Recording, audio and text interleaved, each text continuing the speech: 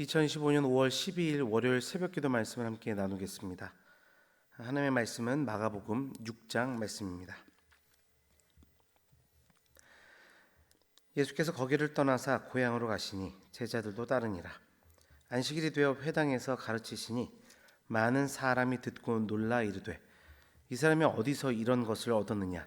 이 사람이 받은 지혜와 그 손으로 이루어지는 이런 권능이 어찌 됨이냐? 이 사람이 마리아의 아들 복수가 아니냐? 야고보와 요셉과 유다와 시몬의 형제가 아니냐? 그 누이들이 우리와 함께 여기 있지 아니하냐 하고 예수를 배척한지라.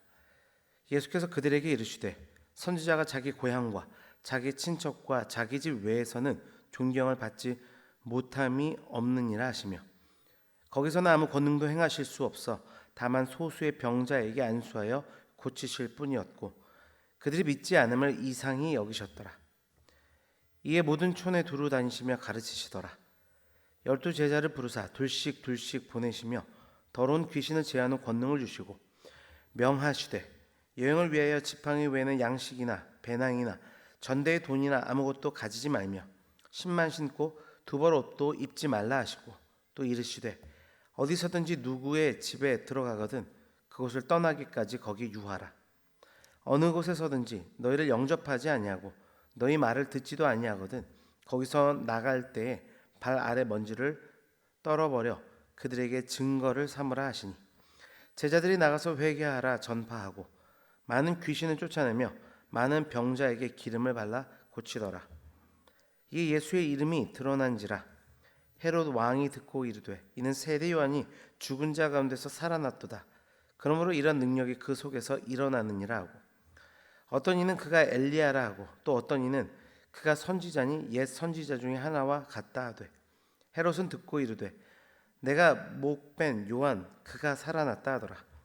전에 헤롯이 자기의 동생 빌립의 아내 헤로디아에게 장가든 고로 이 여자를 위하여 사람을 보내어 요한을 잡아 옥에 가두었으니, 이는 요한이 헤롯에게 말하되 동생의 아내를 취한 것이 옳지 않다 하였습니다. 헤로디아가 요한을 원수로 여겨 죽이고자 하였으되 하지 못한 것은, 헤롯이 요한을 의롭고 거룩한 사람으로 알고 두려워하며 보호하며 또 그의 말을 들을 때 크게 번민을 하면서도 달갑게 들음이었이러라. 마침 기회가 좋은 날이 왔으니 곧 헤롯이 자기 생일에 대신들과 천부장들과 갈릴리 귀인들을 더불어 잔치할세, 헤로디아의 딸이 친히 들어와 춤을 추어 헤롯과 그와 함께 앉은 자들을 기쁘게 한지라. 왕이 그 소녀에게 이르되, 무엇이든지 내가 원하는 것을 내게 구하라, 내게 주리라 하고, 또 맹세하기를 무엇이든지 내가 내게 구하면 내 나라의 절반까지도 주리라 하거늘, 그가 나가서 그 어머니에게 말하되, 내가 무엇을 구하리까? 그 어머니가 이르되, 세례 요한의 머리를 구하라 하니, 그가 곧 왕에게 급히 들어가 구하여 이르되, 세례 요한의 머리를 소반에 얹어 곧 내게 주기를 원하옵나이다 하니, 왕이 심히 근심하나 자기가 맹세한 것과 그 앉은 자들로 인하여 그를 거절할 수 없는지라. 왕이 곧 시위병 하나를 보내어 요한의 머리를 가져오라 명하니, 그 사람이 나가 옥에서 요한의 목을 베어 그 머리를 소반에 얹어다가 소녀에게 주니, 소녀가 이것을 그 어머니에게 주니라. 요한의 제자들이 듣고 와서 시체를 가져다가 장사하니라. 사도들이 예수께 모여 자기들이 행한 것과 가르치신 것을 낱낱이 고하니, 이르시되 너희는 따로 한적한 곳에 가서 잠깐 쉬어라 하시고, 이는 오고 가는 사람이 많아 음식을 먹을 겨를도 없습니다. 이에 배를 타고 따로 한적한 곳에 갈새, 그들이 가는 것을 보고 많은 사람이 그들인 줄 안지라. 모든 고을로부터 도보로 그곳에 달려와 그들보다 먼저 갔더라. 예수께서 나오사 큰 무리를 보시고 그 목자 없는 양 같음으로 인하여 불쌍히 여기사 이에 여러 가지로 가르치시더라. 때가 저물어 가매 제자들이 예수께 나와 여짜오되, 이곳은 빈 들이요 날도 저물어 가니 무리를 보내어 두루 촌과 마을로 가서 무엇을 사 먹게 하옵소서. 대답하여 이르시되, 너희가 먹을 것을 주라 하시니, 여짜오되 우리가 가서 200데나리온의 떡을 사다 먹으리이까?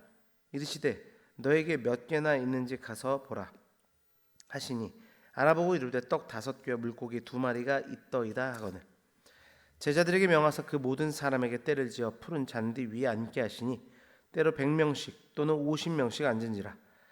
예수께서 떡 5개와 물고기 2마리를 가지사 하늘을 우러 축사하시고 떡을 떼어 제자들에게 주어 사람들에게 나누어 주게 하시고 또 물고기 2마리도 모든 사람에게 나누시매 다 배불리 먹고 남은 떡 조각과 물고기를 12바구니에 차게 거두었으니 떡을 먹은 남자는 5,000명이었더라. 예수께서 즉시 제자들을 재촉하사 자기가 무리를 보내는 동안 배 타고 앞서 건너편 벳세다로 가게 하시고 무리를 작별하신 후에 기도하러 산으로 가시니라. 저물매 배는 바다 가운데 있고 예수께서는 홀로 무태에 계시다가 바람이 거스름으로 제자들이 힘겹게 노젓는 것을 보시고 밤 사경쯤에 바다 위로 걸어서 그들에게 오사 지나가려고 하시매 제자들이 그 바다 위로 걸어오심을 보고 유령인가 하고 소리 지르니 그들이 다 예수를 보고 놀람이라. 이에 예수께서 곧 그들에게 말씀하여 이르시되 안심하라 내니 두려워하지 말라 하시고 배에 올라 그들에게 가시니 바람이 그치는지라. 제자들의 마음에 심히 놀라니 이는 그들이 그 떡 떼시던 일을 깨닫지 못하고 도리어 그 마음이 둔하여졌음이로라. 건너가 게네사렛 땅에 이르러 대고 배에서 내리니 사람들이 곧 예수인 줄을 알고 그 온 지방으로 달려 돌아다니며 예수께서 어디 계신다는 말을 듣는 대로 병든 자를 침상째로 메고 나아오니 아무데나 예수께서 들어가시는 지방이나 도시나 마을에서 병자를 시장에 두고 예수께 그의 옷가에라도 손을 대게 하시기를 간구하니 손을 대는 자는 다 성함을 얻으니라. 아멘.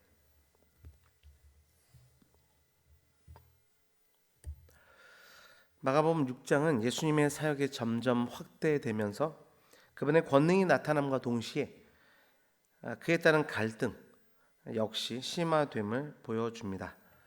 그렇게 예수님의 권능과 사람 등의 반응이 계속해서 교차해서 등장하고 있는 것이 바로 마가복음 6장입니다. 우리 역시도 믿음이 있다고 하면서 현실 앞에서 예수님의 능력을 제한하거나 또 부르심에 머뭇거리거나 기적을 보고도 깨닫지 못할 때가 있습니다. 그분의 권능 앞에서 우리의 연약한 모습으로 인해 주님께 복종하고 따르지 못할 때가 있는 것입니다. 오늘 말씀은 우리로 하여금 예수님을 향한 온전한 믿음과 순종의 삶을 회복하도록 우리를 도전합니다. 예수님을 따르라 라는 제목으로 말씀을 증거하겠습니다. 첫 번째로 예수님을 따르기 위해서는 편견을 버려야 함을 말씀합니다. 1절부터 6절까지는 고향에서 배척받은 예수님의 모습이 담겨져 있습니다. 예수님은 나사렛 고향 회당에서 가르치시지만 사람들은 이 사람이 마리아의 아들 목수가 아니냐 하며 그분을 무시하고 배척하기까지 합니다. 그런 그들의 반응에 대해 예수님이 말씀하십니다. 4절에서 6절까지의 말씀입니다. 예수께서 그들에게 이르시되 선지자가 자기 고향과 자기 친척과 자기 집 외에서는 존경을 받지 못함이 없느니라 하시며 거기서는 아무 권능도 행하실 수 없어 다만 소수의 병자에게 안수하여 고치실 뿐이었고 그들이 믿지 않음을 이상히 여기셨더라. 예수님은 자신을 거부하는 그들에게 아무런 권능을 행하실 수 없었습니다. 행하지 않으신 것이 아니라 행하실 수 없었다 말씀합니다. 그리고 그런 그들의 반응을 이상히 여기셨다 또한 말씀합니다.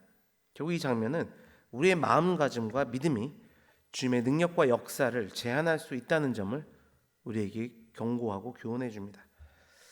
말씀을 통해 나는 예수님을 얼마나 제대로 알고 있고 제대로 믿고 있는지를 생각해 보기를 원합니다. 혹시 예수님을 내 생각에 제한해 두고 가두고 있지는 않은지 뒤돌아보기를 원합니다. 주 안에 사랑하는 성도 여러분, 주님을 어떤 익숙함과 편견 안에 가두지 않기를 바랍니다. 믿음이 주님의 능력을 제한하지 않도록 다시금 겸손히 마음을 열고 주님 앞에 서는 우리 모두가 되기를 주님의 이름으로 축원합니다. 두 번째로 예수님을 따르기 위해 순종해야 됨을 말씀합니다. 예수님이 제자들을 둘씩 지어 전도 여행을 보내십니다. 아무것도 가지지 말게 하셨고 의지하지 않도록 하셨으며 오직 예수님의 이름과 권위만을 가지고 가라 명하십니다. 그들은 복음을 전했습니다. 그 가운데 귀신을 쫓으며 많은 병자를 고치는 역사들이 일어납니다. 이 장면은 이 믿음이라고 하는 것이 단순한 지식이 아니라 주께서 말씀하실 때 그 명령에 순종할 때 비로소 능력이 되는 것임을 우리에게 보여줍니다. 말씀을 생각하며 예수님의 명령에 내가 순종하고 있는지 아니면 계산하고 망설이고 있지는 않은지를 생각해 보기를 원합니다. 성도 여러분, 믿음은 듣는 데서 끝나는 것이 아니고 순종할 때 그 가운데 살아나게 되는 것입니다.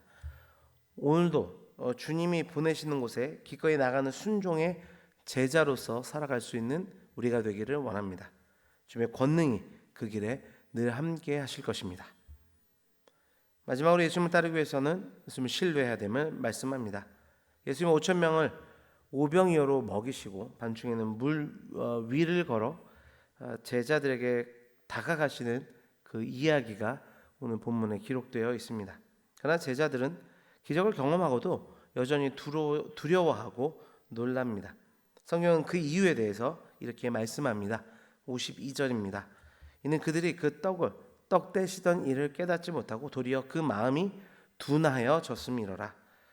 기적 자체가 믿음을 만드는 것이 아니라 믿음은 주님의 행하심을 깊이 깨닫고 그분을 온전히 신뢰하는 데서 자랍니다.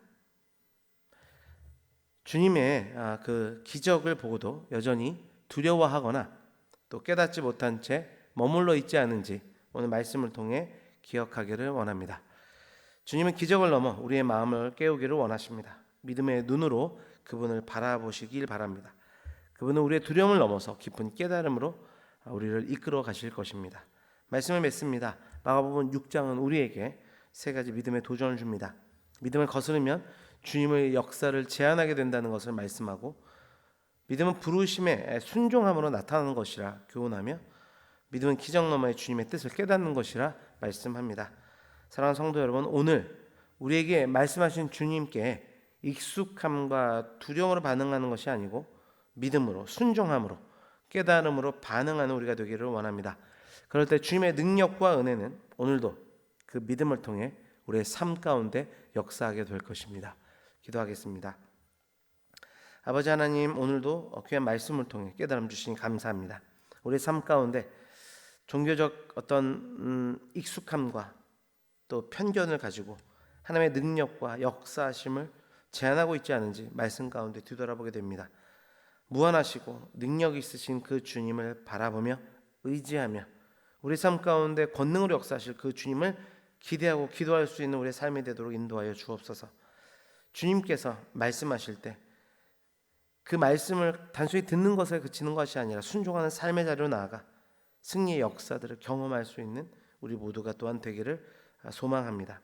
아버지, 또한 예수님을 따라가는 삶이 되기 위해서는 무엇보다 주님을 신뢰해야 된다 말씀하셨사오니 주님을 신뢰하며 어떠한 두려움과 어려움 속에서도 주님만을 바라보고 주의 역사를 기대하며 나아갈 수 있는 우리 삶이 되도록 주장하시고 함께하여 주옵소서. 모든 것 감사드리며 예수 그리스도의 이름으로 기도드립니다. 아멘.